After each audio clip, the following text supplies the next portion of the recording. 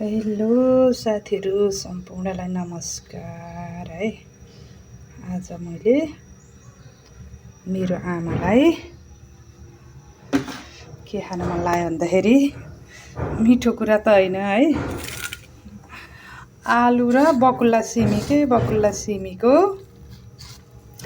तरकारी खान मन लाग्यो अरे। अब बुढाबुढीले भनेको इच्छा पनि पुरा गर्नु पर्यो।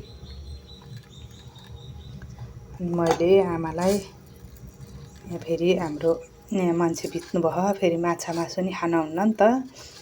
आमा 84 वर्षको पुग्नुभयो, अझै पनि एकदम माछा मासुहरू एकदम खान खोज्नुहुन्छ के खान खोज्नुहुन्छ। लसुन प्याज पनि खानु भएन। त्यही मैले मेथीहरू अलि मजाले हालेको मनपर्छ मलाई, मेथीहरू र रातो बनाएर भुटेको एकदम मनपर्छ है। फेरि बोक्रै नफालिकन आलु काटेछु। यहाँ मैले खुर्सानी पनि फ्राई गरिदिएको, यो सुकेको खुर्सानी है। अलि रातै भएपछि अलि कालो कालो भएपछि मिठो हुन्छ कि फेरि जे कुरा पनि।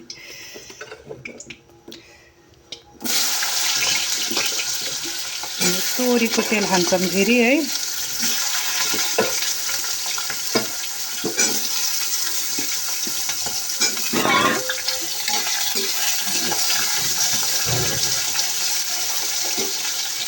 अलिकति बढी भएछ आज तेल, किनकि त्यो बकुल्ला सिमी पनि मजाले भुटिनुपर्छ नि त, फेरि मिठो हुन्न नि त। कस्तो त्यसको बास्ना कतिलाई मनपर्छ, फेरि कतिलाई मन पर्दैन के।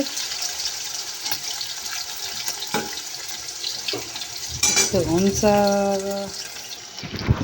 मेरो माइतको आमाले के साथीहरू यो टमाटरै नहालिकन पनि काउली बरकाउली अनि बरकाउली हरियो काउली भन्छ, बरकाउलीलाई हरियो काउली सेतो काउली बन्दामा टमाटरहरू नहाले पनि यति मिठो हुने के। अब आफ्नो आमाले पकाएको भएर हो कि होइन, हाम्रो आमाले पकाएको फेरि जो कोहीलाई पनि मन पर्थ्यो के। यति मिठो हुन्छ बुढी माउले पकाएको भन्ने के, हातै मिठो होला के। तर मैले पनि त्यति नमिठो त बनाउन्न। र अनि मेरो ठुलो दिदीको हात पनि मेरो आमाको जस्तै हो के, त्यति मिठो हुन्छ के। टमाटरहरू केही राख्नु पर्दैन, त्यति धेरै टमाटरहरू नि खानुहुन्न है।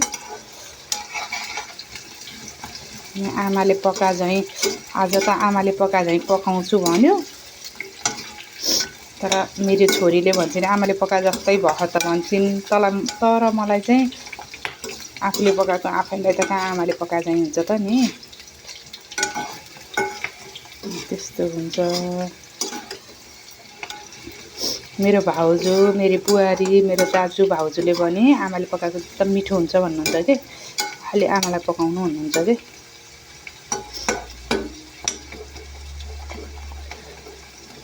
केही राख्नुहुन्न तै पनि कति मिठो हुन्छ क्या। आमाले पिसेर नि राख्नुहुन्न, खुर्सानी पनि यस्तो नै पड्काइदिनुहुन्छ कि, त्यति मिठो हुन्छ आमाहरूले पकाएको है। मैले अब बकुल्ला सिमी पनि राखिदिन्छु है। अब हुन त सबैलाई मैले मेरो आमाले मात्रै पकाएको मिठो हुन्छ भन्नु पनि छैन। अब सबैको आमाले सबैका छोराछोरीलाई आफ्नो आमाले पकाएको खान्की मिठो हुन्छ के, मिठो हुन्छ। मेरो आमा त अब अहिले त यहाँ लेखनाथमा हुनुहुन्थ्यो शिष्यमा, अहिले त काठमाडौँ जानुभयो। काठमाडौँ गएको नि मक्सिर पुस माघ फागुन लगभग 3 महिना भइसक्यो। 3 महिनासम्म हामीले खाना पनि पाएको छैन। मेरो आमाले पकाएको साग अनि फर्सीको मुन्टा त दाल पनि चाहिँदैन क्या, फर्सीको मुन्टासँग अहिले त्यति मिठो हुन्छ कि मेरो आमाले पकाएको। मैले मेरो आमा, मेरो बुवा, मेरो सासू, मेरो ससुराबा त हुनुहुन्न, मेरो बुवा पनि हुनुहुन्न है। मैले मेरो आमालाई, मेरो ससुआमालाई यति धेरै माया गर्छु कि मैले है। अब त्यो बाहिर भन्दा त हो भन्ने हुन्छ नि त। यति माया लाग्छ कि है मेरो अब बुवा हुनुहुन्न, ससुरा बुवा पनि हुनुहुन्न नि त। अझै कस्तो लाग्छ भने मेरो बुवा ससुरा बुवा भइदिएको भएदेखि कति रमाइलो हुँदो। अझै मेरो सासू आमालाई पनि अब मलाई ढुक्क हुन्थ्यो नि त, एउटा सक्ने हुनुभएको भए त। सक्न त अब सक्नुहुन्थेन होला, मेरो सासू आमा नै 84 पुग्न लाउनुभयो। मेरो अन्त निरोगी भए त सक्नुहुन्थ्यो नि त। अनि मेरो आमा चाहिँ बल्ल 68 वर्ष हुनुभयो कि। र बुवा भएको भए हाम्रो बुवा चाहिँ धेरै 70-75 वर्षको हुनुहुन्थ्यो कि अहिले। यति माया गर्नुहुन्थ्यो मेरो बुवाले होइन। मेरो बुवा बितेर जाँदाखेरि त्यो नरुने कोही थिएन कि। फलाना त यस्तो उस्तो यति प्रशंसा गर्ने कि हाम्रो बुवाले अचकाल नै चुरोट र चिया खानुहुन्थ्यो कि। हाम्रो यहाँ एउटा जेठाजु दाइ हुनुहुन्छ है, हाम्रो बुवा जस्तै हुनुहुन्छ कि सेम। मेरो दिदी त एकचोटि आउँदाखेरि त पछाडि हेरेर त बुवा हेर्न भनेको कि चिच्याएको के। अनि हाम्रो बुवाले पनि एउटा हातमा चुरोट एउटा हातमा चिया लिएर खाने कि। पालो घरि चुरोट तान्ने घरि चिया सुर्की लाउने कि। अनि फेरि हाम्रो बुवाले आस्कोट लाउनुहुन्थ्यो, त्यो दाइले पनि आस्कोट लाउनुहुन्छ। हाम्रो बुवाको त्यो सेतो खालको पाटो थियो, खालि एकदम सजिलो लाग्ने भएर त्यो लाउनुहुन्थ्यो। त्यो दाइको पनि त्यस्तै के सेम के, टिट्टु अग्लो पातालो। हाम्रो बुवा पनि त्यस्तै। अब कतिजनासँग त फेस शरीर मिल्छ भन्छन् नि त, त्यस्तै के। आमा मेरो दिदी त यस्तो रोक्यो बिचरा। अनि मैले त्यो दाइलाई चाहिँ दम छ बिचरा, चुरोट त खानुहुन्छ, अन्त त्यति धेरै खानुहुन्न कि। अनि पहिला मैले चुरोट यताउता खानुहुन्छ कि भन्ने उहरू चाहिँ फेरि दम छ दिनु पनि भएन नि त। तर मेरो बुवा देखे जस्तै लाग्छ कि त्यो दाइलाई देख्दाखेरि। यति उस लाग्छ, यति बुवाकै घरको बेटी जस्तो लाग्छ। तर जे भए पनि बुवा आमा सँगसँगै भएदेखि हामी छोरी छोरा न होइन ढुक्क हुँदो रहेछ कि। आमा एक्लै भए पनि त बुवाको करले पकाएर खानु पर्यो नि त, त्यो हुँदो रहेछ। अनि आमा एक्लै बस्दा पनि आमा खानुभयो कि खानु भएन कि भन्ने लाग्दो रहेछ हेर्नु होइन।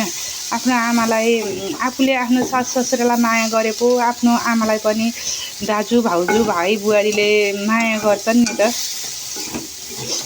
आफूहरू माया नगर्ने अनि आफ्नो बाउआमालाई माया गरिदियोस् भनेर हुन्न के। आफूले पनि माया गर्नुपर्छ, देखाउन जान्नु पर्यो नि। बुढाबुढीले के चाहिन्छ र बुढाबुढीलाई लाउन भन्दा पनि अब एक सरो जस्तो भयो नि त बुढाबुढीलाई सफा चाहियो।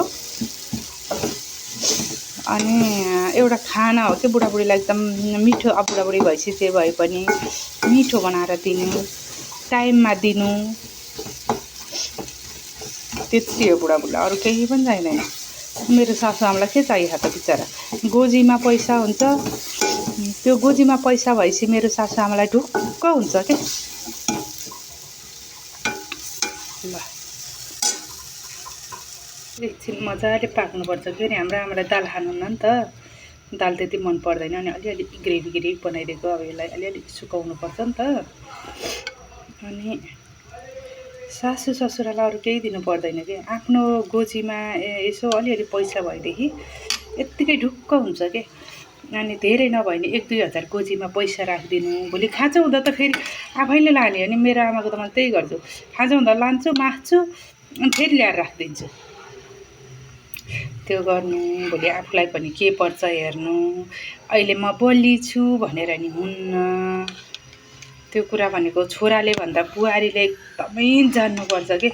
किनकि छोराहरू त बाहिर अब कोही जागिर खानी हुनुहुन्छ, अफिस जानुहुन्छ, कोही चाहिँ देश विदेश गएको हुनुहुन्छ, उनीहरूलाई थाहा हुन्न होइन। बुहारीले गर्नुपर्छ कि त्यो कुरा भनेको त। आफूले गरे पो आफ्ना भाइ बुहारीले पनि आमालाई गर्नुहुन्छ त नि। आफ्नो भाइ बुहारीलाई फेरि के भन्नुहुन्छ थाहा छ? आमालाई माया गरेस्, बाबालाई माया गरेस्। आफूले गरेको खोइ त, अनि आफूले गरे पो भन्न पनि सुहाउँछ त।